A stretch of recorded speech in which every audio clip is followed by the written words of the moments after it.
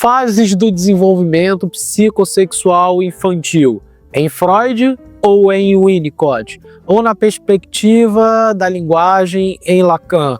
Ou ainda nas teorias de Klein? Qual é a melhor abordagem, manejo para a gente na clínica? Uma pergunta constante dos meus alunos é: qual é a melhor abordagem para a clínica, para usar na clínica? Se a gente assumir, por exemplo, Lacan, será que o meu pensamento estará completamente voltado para o grafo do desejo? Ou para posteriormente o nó borromiano? Ou ainda, será que se eu assumir a parte psicanalítica de Jung, eu vou caminhar sempre numa perspectiva arquetípica e principalmente de interpretação de sonhos? Uma questão muito importante é que os sonhos se relacionam principalmente com a teoria mais conservadora psicanalítica, que é a do pai da psicanálise, o Freud. E será que nessa perspectiva eu devo pensar como Freud sobre os sonhos, que diz que o sonho é a via régia pela qual se manifesta o nosso desejo, ou ainda as representações alucinadas do nosso desejo? Então aqui há uma questão muito importante que deve ser realmente conversada, debatida. Qual é o melhor manejo, qual é a melhor forma de lidar com o meu paciente na análise? E eu vou assumir aqui uma posição particular, justamente porque eu não posso definir isso para uma pessoa. E todas as vezes que os meus alunos me perguntam, eu respondo: qual é a que se adequa à sua ideia? E as pessoas geralmente acham que você precisa ter uma. E é aqui que está o pulo do gato. Eu não penso assim. Eu penso que em uma época, em uma temporada, em algum momento, eu me identifico mais com uma. E eu consigo pensar clinicamente naquilo que eu estou mais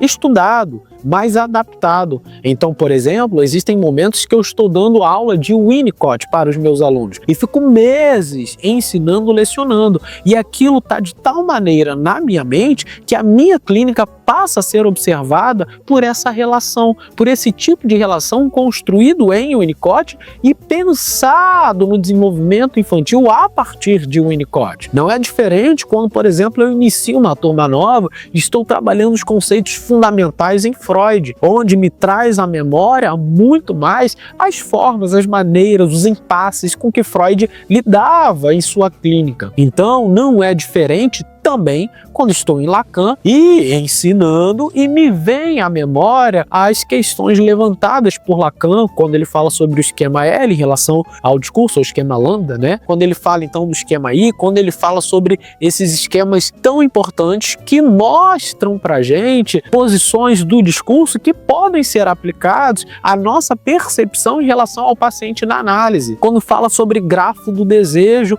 e eu sei ali, por visualizar o grafo, onde naquele momento da análise está posicionado o meu paciente. Então a questão é, eu sei que muita gente diz para você que você precisa ter um posicionamento clínico para atuar. Desculpa, eu discordo completamente, mas também concordo completamente. Esse paradoxo se dá justamente porque você, se for um estudante de um teórico apenas, ou de dois, você com certeza escolherá um, ou talvez um e um pouquinho do outro para o seu manejo. Mas se você for uma pessoa que se relaciona com a psicanálise de uma maneira mais genérica, mais geral, e trabalha muitos assuntos e tem muitos teóricos, consequentemente você será influenciado por isso. Tem hora que eu olho para o meu paciente e vejo o seu discurso uma perspectiva mais lacaniana, mas em um certo momento eu assumo o desenvolvimento psicossexual infantil ou ainda, né, o desenvolvimento do indivíduo na infância, pensando em relação ao ambiente, na perspectiva Winnicott, onde se fala sobre dependência total e posteriormente sobre autonomia,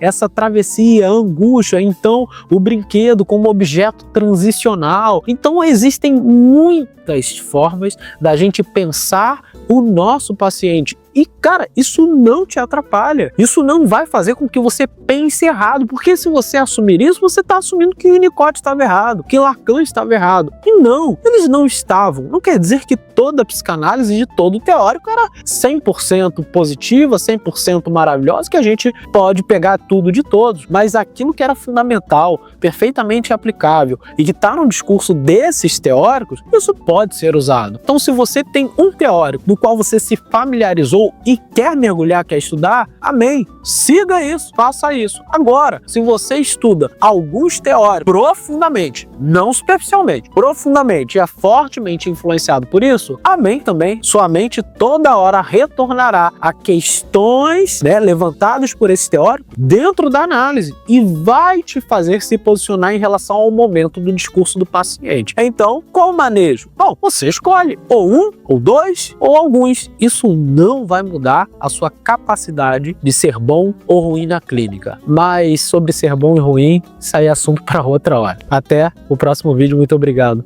por acompanhar até aqui. Tchau, tchau.